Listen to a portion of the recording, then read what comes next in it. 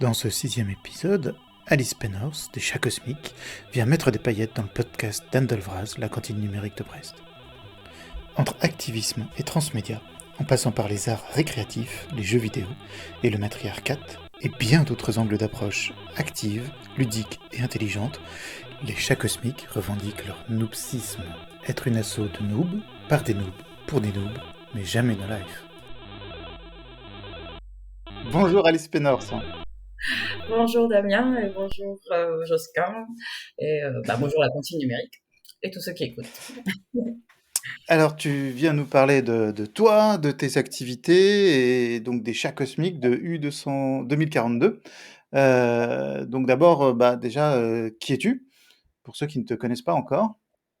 Alors, je m'appelle Alice Pénors, j'habite à Brest et je suis brestoise d'origine à la base, même si je suis passée par plusieurs planètes dans la galaxie terrestre ces 20 dernières années. Et donc, je suis quelqu'un qui est plutôt curieux par nature et qui suis un peu familière de l'informatique et un peu geek depuis que je suis jeune. Je faisais partie du premier club informatique de Brest en 1986, puis à destination des primaires, puis après je faisais partie du premier club informatique lycéen en 1996 à Brest. Et donc ça je l'ai jamais dit à personne, excusez-moi. C'est exclusif. Une exclusivité. Donc tout ça pour dire que c'est pas depuis, c'est pas récent que je m'intéresse Mm. aux Non, questions mais il y a de quoi numériques. s'inquiéter, je suis d'accord. Il y a de quoi s'inquiéter en même temps, c'est vrai. Et donc, depuis, je suis revenue à Brest il y a 10 ans. Donc, j'ai une activité qui est en propre, qui est l'analyse stratégique, qui est un métier qui est très exposé aux évolutions du web particulièrement.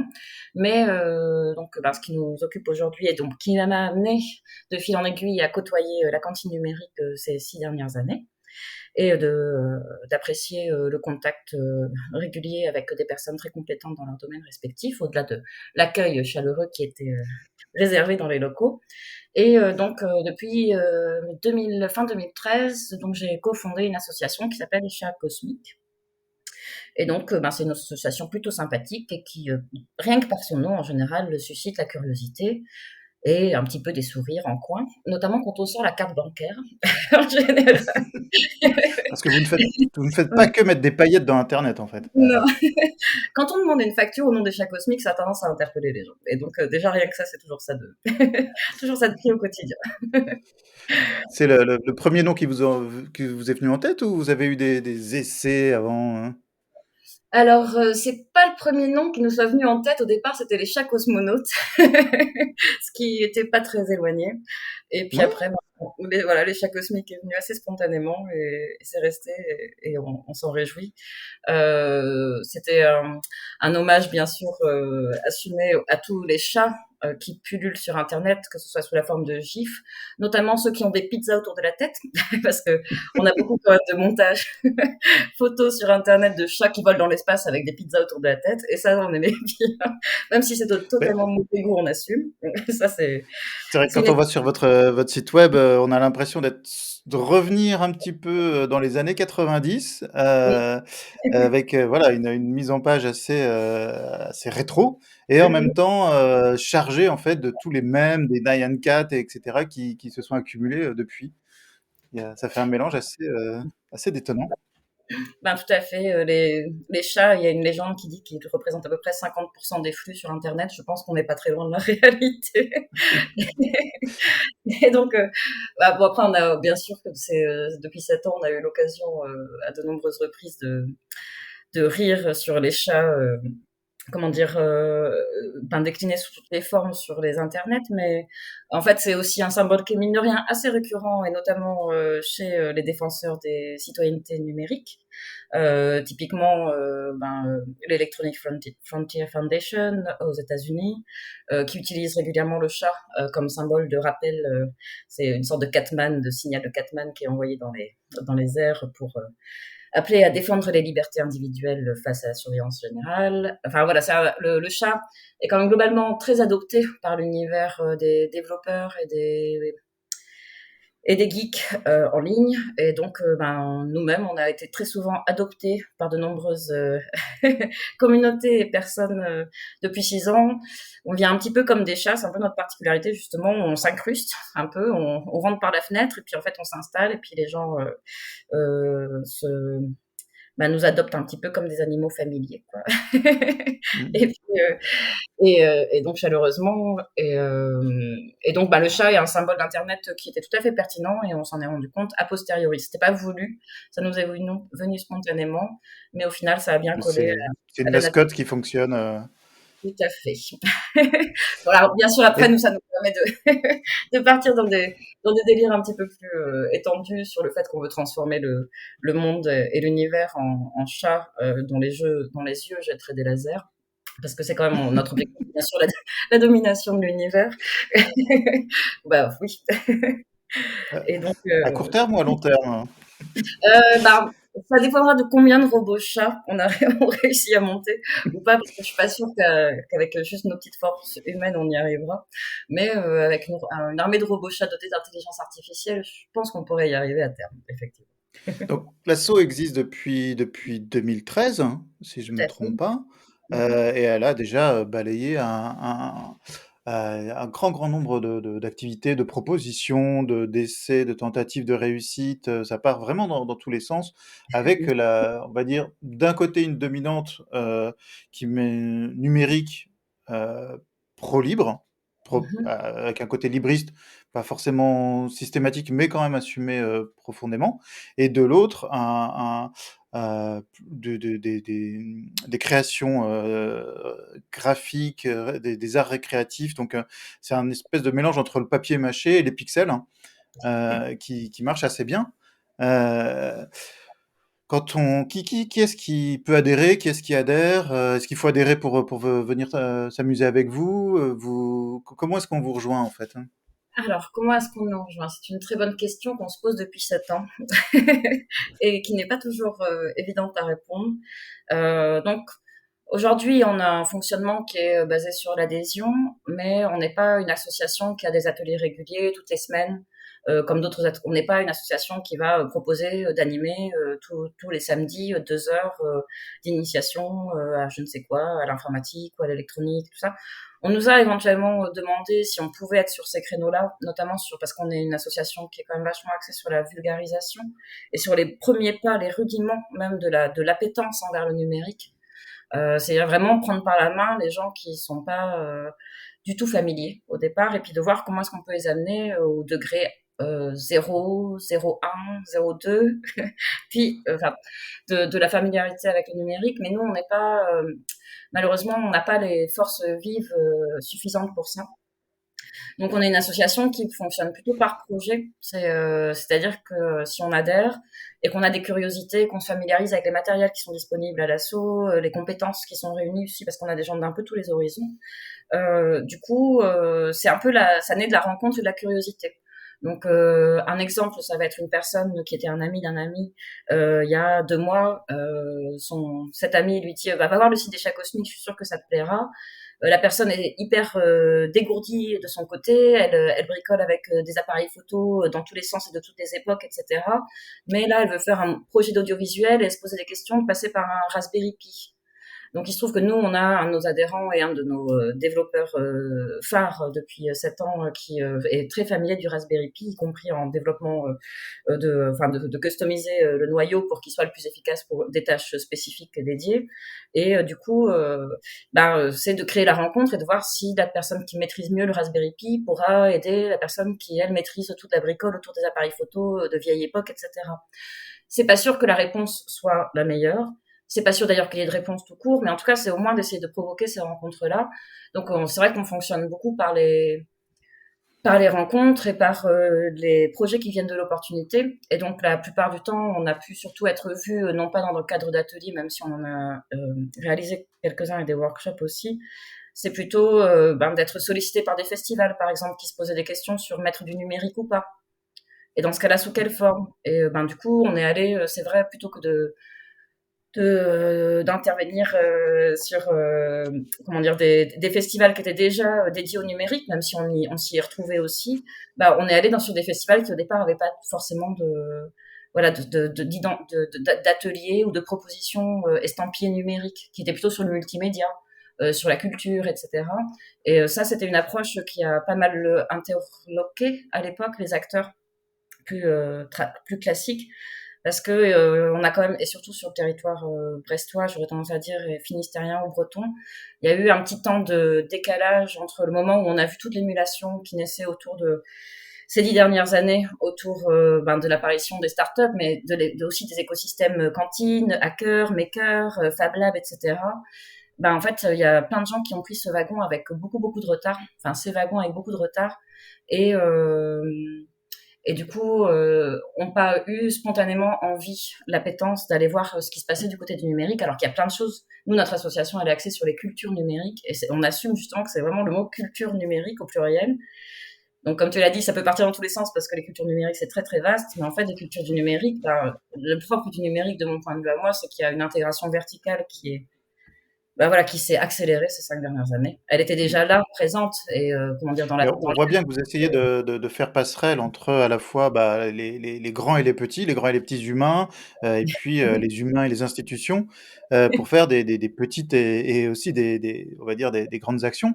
Dans la structure de l'asso, vous êtes deux fondateurs, fondatrices, vous avez un bureau, un conseil d'administration, vous êtes les gros matous des chats cosmiques, vous êtes combien? les gros matous du chat cosmique. Alors, on s'est longtemps posé, je suis désolée, je peux jamais répondre simplement à cette question. Alors, je, en 7 ans, parce qu'on est aussi, alors, on est une association d'amateurs et de néophytes. Et comme on dit souvent, on était aussi des amateurs de l'association et de l'associatif. C'est-à-dire que nous, on a découvert aussi, à fur et à mesure, ce qu'était une association, comment ça marche, comment il faudrait que ça marche dans l'idéal, comment ça marche pas toujours comme on voudrait, etc. Donc, on a eu beaucoup d'évolution de nos statuts, de nos organes de représentation et tout ça. Donc aujourd'hui, on est plus proche d'un fonctionnement d'une association normale, où les projets commencent à être portés par les adhérents et non pas uniquement par les membres fondateurs dont je suis. Ce qui fait très plaisir, parce que ça veut dire que les gens s'approprient aussi l'outil associatif, ce qui n'est pas toujours donné, que ce soit dans les vieilles associations ou dans les nouvelles. Et donc, du coup, je me suis longtemps posé la question de savoir si les chats cosmiques étaient un chat cosmique, parce que notre premier logo, par exemple, il y avait que un chat, et j'étais là, c'est un peu con pour un logo, pour une association qui s'appelle les chats cosmiques, d'avoir un seul chat. Après, je me suis demandé si on était deux chats cosmiques, parce qu'on était deux cofondatrices et qu'on a longtemps porté pendant 3 ou 4 ans, un peu à bout de bras, tout ça, un peu toute seule, mais aidée par plein de gens. Et puis petit à petit, de fil en aiguille, on est devenu 3 chats, puisque le développeur Mathieu Soula, dont je parlais tout à l'heure, qui est le développeur phare, a accepté d'être le troisième chat du logo, puisque maintenant notre logo a 3 chats. Et donc aujourd'hui, on commence à être une véritable petite armée de chats cosmiques. On a eu aussi la version un peu vaisseau spatial, où c'était un peu l'équipe Star Trek, où on est 6 ou 7, un équipage. Mais là, on commence à être vraiment une association où il y a 20 adhérents.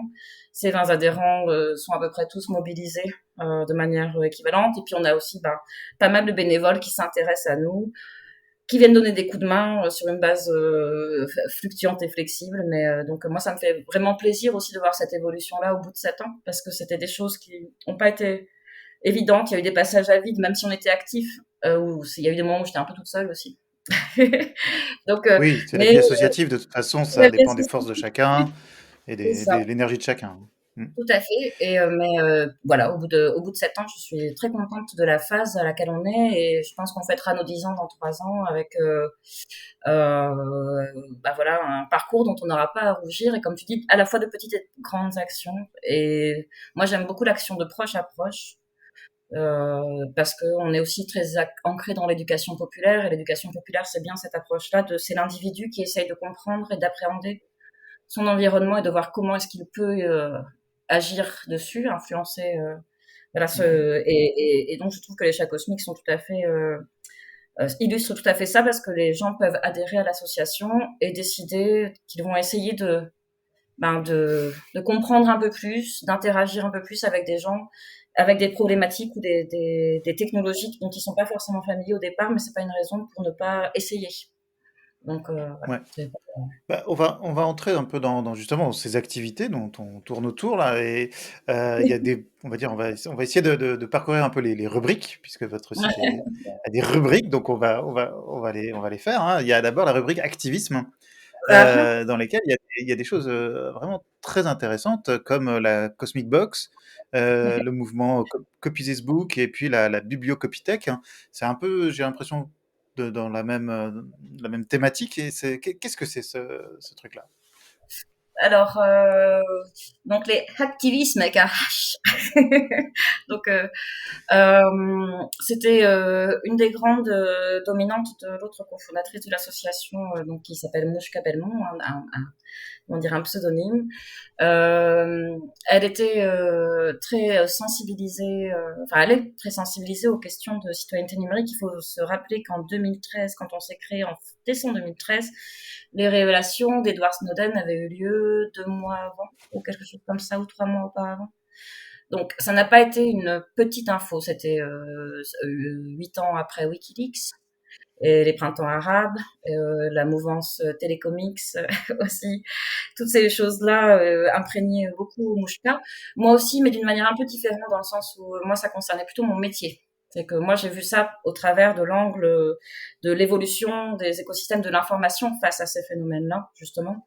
Et donc du coup on a entrepris justement d'essayer de comprendre. Par exemple, ne serait-ce que poser la question de qu'est-ce qu'Internet. Et ben en fait, on s'est rendu compte que quand on posait la question à des développeurs, à chaque fois ils bottent en touche.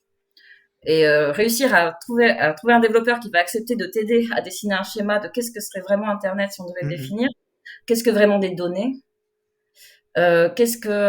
pourquoi est-ce qu'en fait justement cette surveillance de masse telle qu'elle avait été dénoncée par Snowden, au document à l'appui, qui était réalisé par la NSA, mais aussi ses équivalents, ses homologues britanniques et tout ça, en quoi on devrait vraiment s'inquiéter et qui aussi devrait s'inquiéter.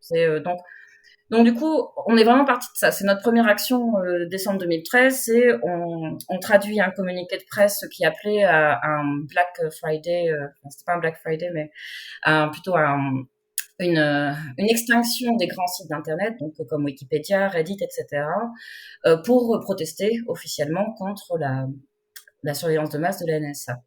Et donc en fait, quand on se pose là-dessus, il y a déjà c'est pas à vous que je vais l'apprendre, parce que la cantine numérique a fait aussi pas mal d'actions sur ces questions-là, de diffusion de films ou d'accueil de personnalités qui travaillent sur ces thématiques-là.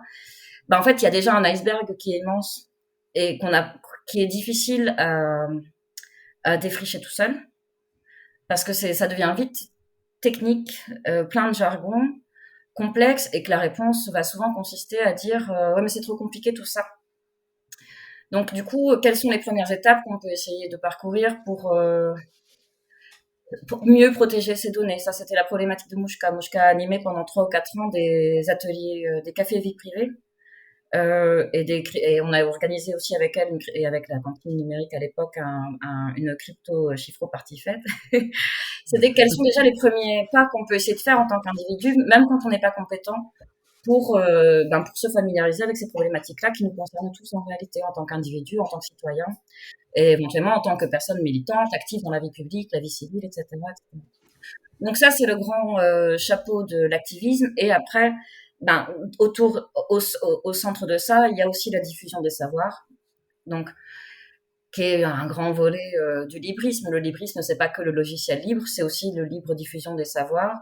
Et donc, il se trouve qu'au cœur de à la fois au cœur de la naissance de l'association et au cœur de nos premières actions aussi de traduction, donc puisqu'on a notre atelier Subparty, c'était on s'est rencontrés en fait avec Mouchka aussi autour du décès d'Aaron Swartz, c'est-à-dire qu'en 2013, c'est aussi en fait la mort de cet activiste qui était vraiment une personne très intéressante et qui aurait vraiment pu avoir une action encore plus massive sans doute sur le monde qu'il ne l'a déjà eu par son suicide et par ses actions. parce que quand on lit ses écrits, quand on voit ce qu'il a fait, quand on voit son parcours, etc., ça donne aussi envie. On se dit bon on n'est pas tous aussi brillants qu'Aaron Swartz, mais peut-être qu'on peut quand même essayer de contribuer aussi Oui, on peut faire partie à faire partie de la diffusion des de savoirs, l'embarcation, etc. voilà. Et Et donc par exemple, tu parlais des sub-parties, c'est une autre de vos facettes, hein, mmh ou qui là, justement fait appel va chercher enfin, demande aux gens, enfin fait appel à la participation et au fait que chacun puisse donner sa part, hein. Tu peux expliquer un peu ce que c'est? Alors, les sub-parties, c'est des ateliers en fait de traduction. Donc nous, on est très axé sur les outils collaboratifs. Et donc dès le début, moi, à la base, je voulais être traductrice-interprète. J'ai essayé de l'être pendant 3 ou 4 ans. Et maintenant, je le fais, mais dans le cadre de mon métier, pas en tant que métier en tant que tel. Et en fait, pour moi, la traduction est une activité qui est très intéressante parce elle est un nœud. Et quand on fonctionne en théorie de l'information ou dans les systèmes d'information, on sait que les nœuds sont très importants dans la manière dont ils permettent ou non la diffusion des savoirs, justement. C'est que une information qui est pas traduite, peut-être qu'elle sera jamais diffusée à travers le monde, alors que si elle est traduite, elle Mmh. aura plus de chances de se diffuser. Au-delà, je parle même pas de la question de la viralité, hein, c'est juste vraiment de la diffusion pure. Et donc du coup, c'est des sub-parties, c'est des choses qu'on mène depuis le début. C'est notre première action était aussi ancrée sur la traduction, et puis on en a fait plusieurs depuis. Donc, au travers de la traduction collaborative, on essaye de travailler avec des outils libres ou open source et collaboratifs, et de se familiariser avec les problématiques de comment ça se fait que les traducteurs soient toujours en bout de chaîne des projets. Donc, comment est-ce qu'on peut, et notamment des projets numériques. Donc, comment peut-on élaborer des chaînes de production de contenu, ou en tout cas réfléchir et concevoir des chaînes de production de contenu qui intègrent dès le départ la composante traduction avec les outils qu'il faut approprier pour mieux permettre en fait Oui. Oui, c'est de vrai que lire. quelque part, on se prive du retour réflexif qu'il pourrait avoir dès l'amont et de questions auxquelles les autres n'auraient pas forcément l'idée, par exemple, hein. Et Et, donc, et c'est vrai que souvent, bah, c'est toujours la dernière roue du carrosse. On y pense toujours en dernier. Or, en fait, ils sont un prérequis pour typiquement, par exemple, les projets Libris français sont réputés à travers le monde, de ce que j'ai cru entendre de personnes que j'ai pu rencontrer ou avec lesquelles j'ai pu échanger sur des forums ou en allant voyager. Mais les projets Libris français sont très peu traduits. Donc, en fait, à part quelques grands projets phares, ils sont quand même vachement restés en France ou dans les sphères francophones. Et du coup, nous, on n'est pas des développeurs les chats cosmiques à part 2 ou 3 adhérents, mais on voulait quand même contribuer, parce que la base, une des bases quand même des projets Libris, c'est de pouvoir contribuer en tant qu'utilisateur, le feedback de la communauté. Et donc, nous, on pouvait pas faire du check de code, hein, pour dire le code il est bien, il est pas bien, on peut l'améliorer, etc. Nous, notre manière à nous d'essayer de contribuer à soutenir le librisme, c'était de le traduire ou les. Mhm. Et donc du coup, c'est ce qu'on essaye de faire. Alors, on n'a pas des grands moyens, mais on est quand même aidé en ça tous les ans par le master 2 de rédaction de traduction de l'Université de Bretagne occidentale. Donc, les étudiants, tous les ans, viennent nous aider à traduire des ressources. Et donc, par contre, au travers de cette C'est partie, quel genre de ressources à peu près, enfin, ça dépend. On a des fois.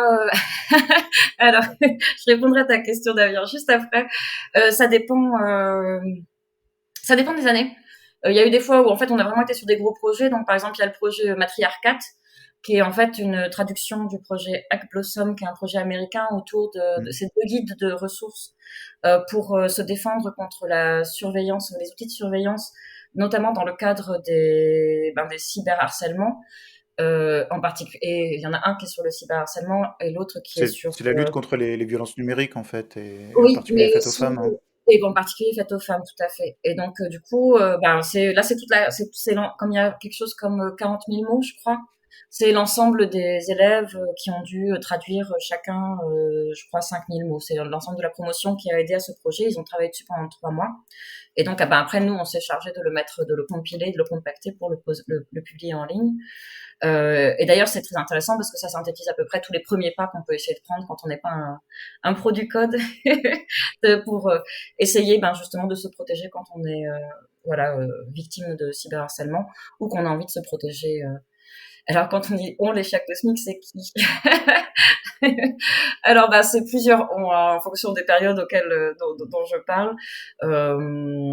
Donc je ne saurais pas te répondre, Damien, sur qui est le on des chats cosmiques.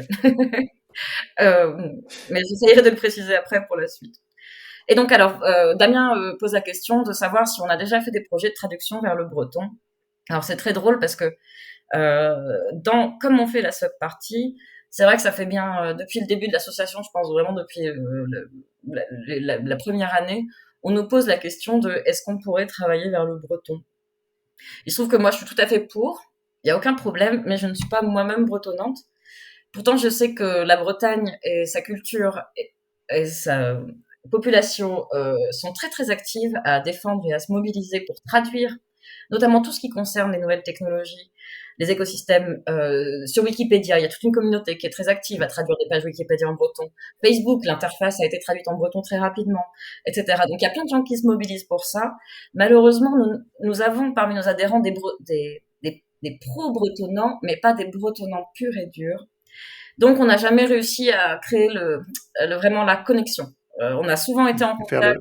Il vous manque Ouais, le petit truc pour sauter le pas, pour c'est ça, passer le seuil, quoi. Il tout vous à manque fait. une dernière petite impulsion. Tout à fait. Et j'aurais C'est une tendance à dire que c'est compétence. pas avec le breton parce que c'est pareil avec la langue des signes où on a été en contact avec des gens qui sont dans les écosystèmes aussi de l'interprétailleur en langue des signes. Et on adorerait, hein, on a déjà fait une ressource qui est une traduction de notre dico du noob. Donc c'était des mots techniques qui sont expliqués de manière très simple en dessin, etc. On a une version en langue des signes qui date de 2015. On a beaucoup rigolé à la tournée. Elle est filmée et des personnes qui étaient impliquées dans la vidéo sont vraiment adorables et on a eu un grand plaisir à le faire. Donc, c'est des choses qu'on aimerait Et, faire parce que et, et puis, comme vous le signalez sur votre site internet, si tu ne sais pas ce qu'est un noob, c'est que tu en es un. c'est ça, exactement. Et donc voilà, il y a des choses comme ça qui ne se font pas parce qu'il manque des adhérents qui porteraient le projet. C'est-à-dire que c'est le fameux on sur laquelle Damien pose la question. C'est qu'on peut pas malheureusement être sur tous les créneaux et comme on est quand même pas hyper nombreux, ben voilà, on peut pas être partout malheureusement quand même on en aurait l'envie. Ouais. Mais c'est vrai que vous partez dans des directions, Ça vous fuse. vous tissez des fils, et il y a tout un pan en fait artistique aussi d'art créatif et récréatif. Je me suis amusé cet après-midi avec le générateur de Chavatar, par exemple en ASCII. Vous faites aussi des travaux du surcyclage. Donc il y a vraiment des aspects sur lesquels, voilà, qui viennent compléter ce que tu as déjà ce que tu as déjà exposé en fait, avec un aspect beaucoup plus concret, on va dire.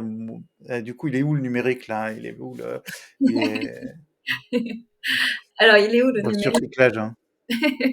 Alors, le surcyclage, ça a commencé en réalité sur les déchets électroniques eux-mêmes, parce qu'en fait, c'est un pan que les gens refusent pas mal de voir aussi, c'est qu'au-delà de l'émulation du numérique à tout va et de l'électronique et de la robotique, en veux-tu, en voilà, ben, en fait, tout ça génère malheureusement des quantités faramineuses et astronomiques de matériaux qui sont très très ingrats à surcycler. Donc on avait en 2015 travaillé sur ces sujets-là en essayant de s'intéresser aux différents artistes à travers le monde qui surcyclaient l'électronique. Donc, mais ça fait partie quand même des matériaux qui sont parmi les plus toxiques, que ce soit au niveau des métaux qui sont employés que des PCB, etc. Et c'est vraiment une grosse frustration. Je pense que autant il y a d'autres matériaux qu'on peut réutiliser, ou surcycler assez facilement, autant ceux-là, ils sont quand même très très arides et stériles. Et c'est un peu la même chose sur la réparation, c'est-à-dire que pour faire un repair café autour de l'électronique, il faut déjà être sachant et déjà bidouiller un peu. Et j'aurais tendance à dire que moi, c'est un peu c'est pas l'histoire de ma vie, mais je vois par rapport à mon père.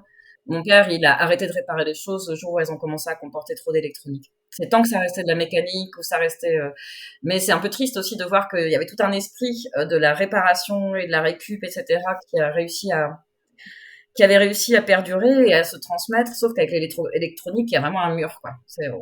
Voilà. Et l'informatique, c'est pareil. Et donc, il y a quand même des gens qui font des installations merveilleuses. Il y a 5 ans, j'avais dû identifier, par exemple, il y avait une exposition à Londres d'un mec ou d'une nana, je me rappelle plus les noms, je suis pas très bonne pour me rappeler ce genre de choses, mais qui avait en fait découpé, tailladé des téléphones portables et puis après les avait articulés, animés, et donc les gens quand ils rentraient dans l'exposition dans le musée, un musée à Londres, je pense, en fait c'était des oiseaux. Les téléphones portables avaient été transformés en oiseaux. Et donc, les bruits enfin, les sonnettes, les alarmes des SMS, etc., devenaient des piou, piou, piou, piou, piou, piou, piou, piou. Ah, devenez Les les chants textes de d'oiseaux. téléphone identifiés quand il y avait, se tournaient vers quelqu'un, quand envoyaient des SMS, etc. Et j'avais trouvé ça très, très beau. Malheureusement, c'est pas ça qui va sauver l'environnement de tous les déchets qui sont produits par l'électronique. Donc, quand on s'est cassé le nez comme ça, bon, ça nous a pas empêché de faire une magnifique pièce qui s'appelle La Trappe d'Ève, qui a été à la cantine numérique, d'ailleurs, il me semble, ces 5 dernières années. Et donc, qui était un jeu de mots, hein, c'est d'avoir fait un attrape-rêve, mais à base de déchets électroniques. On avait justement démantelé des câbles, etc., pour tresser un attrape-rêve. Et donc, mais on s'est quand même assez vite cassé le nez. Il a très bien fonctionné, nous dit Jessica. Oui, tant que vous n'avez pas eu trop de trolls, ça va. Et donc, donc on s'est quand même pas mal cassé le nez sur les déchets électroniques, ce qui nous a pas empêché de faire de la récup plutôt de papier, carton et autres plastiques et tout ça, et d'évoluer avec différentes comment dire illustratrices, bricoleurs et autres constructeurs pour faire des petites bêtises. Donc nous, dès qu'il y a du matériel à shipper parce qu'il ne sert pas sur une étagère, on est toujours là disposé à le récupérer. On essaie juste de pas trop D'ailleurs, l'accumuler. on vous a vu arriver à débarquer à la cantine avec vos matériels, mais ici avec des meubles gigantesques, des consoles en bois, vous êtes des geeks, mais des geeks qui aimaient, c'est pas forcément que le petit gadget miniature. Vous aimez bien aussi les constructions dans lesquelles on peut rentrer, qui dessinent l'espace, hein, il y a un côté architectural en fait dans certaines de vos activités. Alors nous, on aime le monumental. Faut savoir qu'on cherche à construire forcément une soucoupe volante pour partir à la conquête de l'univers. Donc il faut qu'on trouve quand même les matériels appropriés pour ça. Et donc une capsule qui serait capable d'accueillir tout notre équipage pour repartir vers des aventures dans des nouvelles galaxies, tu t'en doutes. Et donc, du coup, ces fameuses constructions dont tu parles, donc oui, effectivement, on a différents matériels qu'on a acquis, le plus souvent grâce à des appels à projets, entre autres soutenus par la ville ou à des échelons comme la région ou le ministère de la Culture et tout ça. Donc c'est des matériels justement qu'on aime mettre à la disposition des projets divers et variés qui pourraient se présenter, que ce soit porté par des adhérents ou par des structures extérieures. Et donc l'un des derniers qui dessine le l'un des derniers des derniers matériels qui est arrivé dans le local est plutôt en colocation en réalité parce que c'est par le biais des chats cosmiques que cette rencontre s'est produite. Donc c'est en l'occurrence une exposition qui avait été montée par Xavier Girard, qui est un curateur et artiste d'Orléans, et qui a en fait pendant 5 ans fait tourner une exposition pour faire jouer les gens autrement. Donc en fait c'est un grand ensemble de bornes d'arcade mais qui ont été conçues comme des objets artistiques qui s'ancre dans une école particulière qui s'appelle l'école de Memphis et qui fait référence à des codes esthétiques bien propres avec des formes bien déterminées. Mais le but c'était avant tout de mettre les gens en situation de jouer autrement. Parce qu'en fait, le jeu vidéo, c'est un médium qui est pas inintéressant, sur lequel nous, on a travaillé déjà depuis ces 5 dernières années de manière assez fouillée, même si c'est pas dédié. Et donc, du coup, si on s'est retrouvé à acquérir ces matériels, cette expo auprès de Xavier Girard, c'est parce qu'on trouve que à Brest et dans le Finistère, il y a un intérêt à présenter le numérique autrement, parce qu'il y a il y a des vraies barrières auprès du public et des médiateurs culturels. Et donc Il faut être- le jeu est un point d'entrée qui justement permet de faire glisser la barrière un peu plus facilement. Et surtout le jeu alternatif, c'est les interfaces alternatives. Donc en fait, les bornes de Xavier, nous on les retravaille. Donc quand je dis nous là, c'est pas les chats cosmiques, c'est la société U 2042. Donc on travaille en étroite collaboration. Hein. Il y a des personnes qui sont comment dire dans les deux structures, dont moi. C'est qu'en fait, c'est pas tant le jeu lui-même que l'interface euh, camoufler les technologies dans du mobilier qui soit esthétiquement appréciable, enfin qui puisse être attirant. Sortir du rapport au PC noir, au clavier, Mmh. aux écrans Ou froids, surtout voilà aujourd'hui. ou en jaune un peu crado là, enfin gris-jaune, C'est ces vieux ça. plastiques, Et donc d'accord. et au mec à Donc capuche. donner en fait donner un nouveau Oui, donner un nouveau corps en fait au fait au mec. donner un nouveau corps en fait, à ces objets pour les Oui. Et donc qui soit justement et c'est intéressant, c'est qu'en fait, il y a quand même toute une tendance à essayer de leur rendre voilà, dans leur aspect commercial, hein, ils vont vers une tendance, vers un design toujours plus futuriste ou proche du corps et là, au contraire, vous les regrandissez, dans ce mouvement-là, vous leur donnez de c'est du bois, bah, c'est c'est le plus la con ça va matérialité, quoi. exactement dans le ouais, une matérialité qui justement, fait fonctionner les choses à l'envers et du coup j'imagine ici, essaie de leur redonner en fait un aspect, organique quelque part. Ben, tout à fait. Et puis aussi parce qu'en fait, alors il y a plusieurs raisons à ça. Déjà, moi, j'ai toujours adoré le low-tech. Enfin, quand, ça peut paraître, c'est pas adorer le mot, mais il y a des vraies choses très intéressantes qui se passent dans les communautés low-tech. Dès nos débuts, on a aussi été en contact avec, par exemple, la communauté de Jerry Clan, qui construit des ordinateurs sur la base de pièces de récup et qui les met dans des jerrycans en des bidons, quoi, et qui permet en fait à des personnes un peu isolées, notamment en Afrique, tout ça, d'avoir accès à Internet ou accès à des postes PC un peu simplifiés. Des fois, ils mettent juste des petits raspi dedans avec une antenne pour faire un hotspot Wi-Fi, etc. C'est qu'en fait, le low-tech, déjà, je trouve que euh, c'est c'est euh, c'est extrêmement essentiel et c'est très intéressant et c'est plein d'une émulation qui répond à des contraintes autres que les gens qui ont beaucoup, enfin que nous dans nos contrées où on a quand même plus de moyens pour faire tout ça. Après, il y a aussi le côté effectivement, alors c'est pas le sensualité, mais c'est que on peut pas dire que le numérique comme objet soit vraiment euh, enfin c'est pas sensuel le mot, c'est soit vraiment le contact est quand Il y a même un très autre, fort, c'est fort, quoi. oui, il y a effectivement, il y a d'autres sens, ça évoque d'autres sens ou en tout cas d'autres formes, bon, pas de C'est sensualité au sens, tout à fait. érotique ou mais Oui, bien mais de contact sensitif, on voit bien, ouais. et d'esthétique et du Tu as un coup, peu on évoqué, peut donc une autre tout, de tes aventures, qui est mmh, le U 2042, donc les mmh, astérismes. oui, Donc ça, c'est encore, donc là, on est toujours un pied dans les chats cosmiques, mais on commence à en sortir. C'est ta nouvelle aventure et tout à fait. c'est encore de nouvelles passerelles, hein? Alors, c'est pas tout à fait de nouvelles passerelles, c'est plutôt au contraire une focalisation. C'est-à-dire que parmi tous les champs qu'on a essayé de balayer, et que ce soit à titre individuel ou collectif, ces 7 dernières années au travers de l'association, c'est vrai qu'en fait, on a plus particulièrement creusé, et en particulier sur des projets portés par moi en lien avec d'autres collectifs, on a beaucoup tourné autour du jeu vidéo et ces 4 dernières années, on a été amené pas mal à travailler avec le champ des contrôleurs alternatifs et des médias tangibles. Donc, faut pas hésiter à me demander ce que c'est si jamais ça paraît trop obscur. Donc, on va dire que le contrôle alternatif, On te réinvitera pour que tu nous expliques, ouais. tout en profondeur.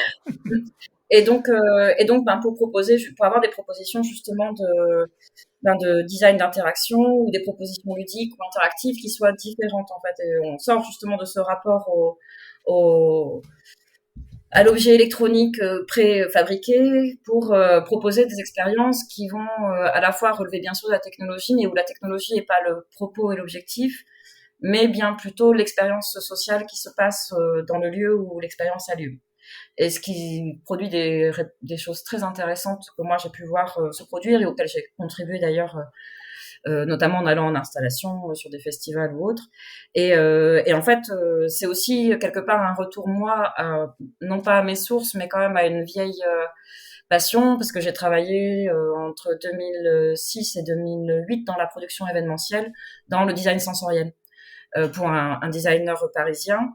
Et donc, on était sur des installations interactives où on travaillait avec pas mal d'installateurs et de différentes technologies à l'époque, des écrans olfactifs, des douches sonores, monodirectionnelles, etc., etc. Et en fait, ben moi, je retrouve cette casquette-là que j'aimais beaucoup, c'est vraiment travailler sur de la conception de scénographie avec des technologies qui sont intégrées, camouflées d'une manière artistique pour un propos en fait de créer des expériences. Sauf que nous, on n'est pas là pour créer uniquement des expériences sensorielles, même si c'est le but, mais plutôt des expériences ludiques et décalées et éventuellement qui seraient pas proposées sur le territoire. Et ça, en fait, on l'a expérimenté au travers des chats cosmiques sans nécessairement le vouloir, mais en fait, on s'est rendu compte qu'il y avait quand même il y avait de quoi faire. Il y a voilà, il y a de quoi faire aujourd'hui. Il y a tellement de choses qui sont conçues à travers le monde, y compris à l'état de prototypes. Après, quand c'est des prototypes, c'est comment on les amène jusqu'au public Ouais. sans qu'il y ait Et comment on d'accroc. fait connaître? De nouveau, c'est faire connaître Tout à des à gens fait. qui pourraient en profiter, mais qui ont pas forcément l'accès. Ça circule dans beaucoup. Voilà, c'est vrai qu'on a l'impression d'être un village mondial, même si Oui, l'expression devient vraiment surannée là. Mais finalement, ces circulations, elles restent parfois enfermées. tout Si, à fait. si, si des gens veulent suivre les travaux des chats cosmiques, veulent vous contacter, c'est quoi les ressources, c'est quoi le meilleur moyen pour vous suivre et pour vous prendre contact, hein? Alors, j'aurais tendance à dire que pour se tenir informé de ce qu'on fait, le meilleur moyen, ce serait la newsletter.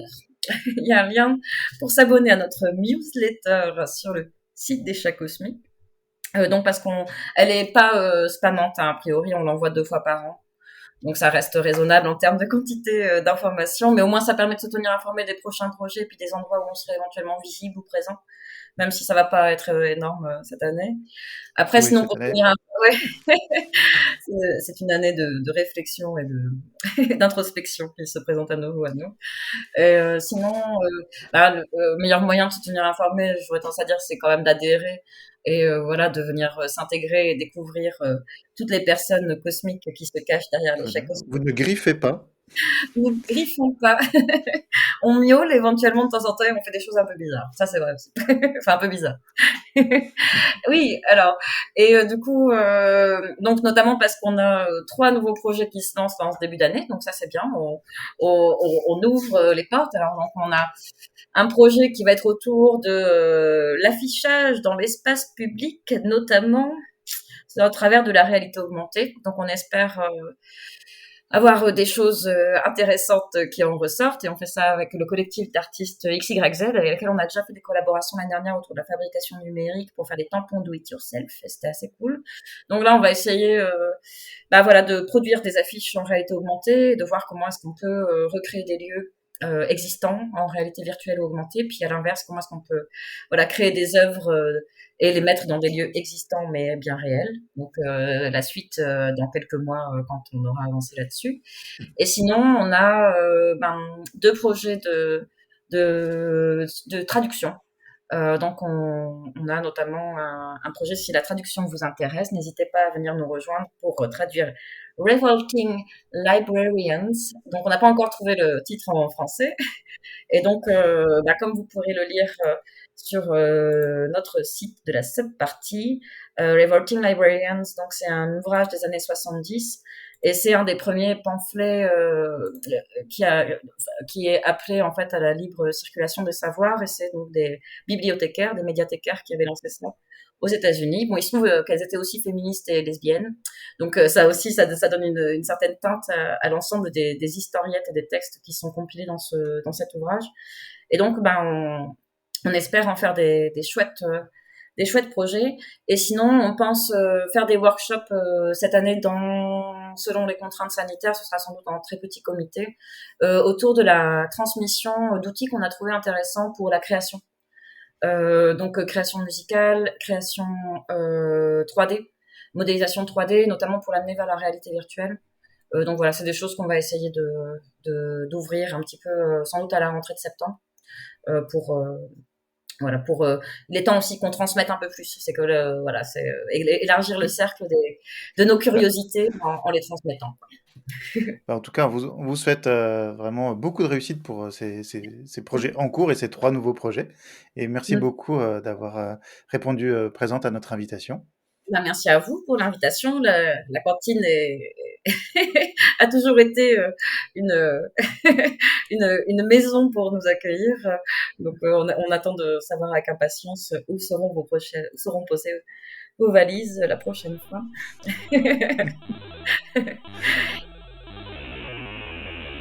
Voilà, on espère que cette hybridation entre papier mâché et pixel vous a plu. Vous pouvez commenter cet épisode ou le podcast en général en nous écrivant à coucou@lacantine-brest.net ou nous joindre sur Twitter. Notre compte c'est @amdelvraz.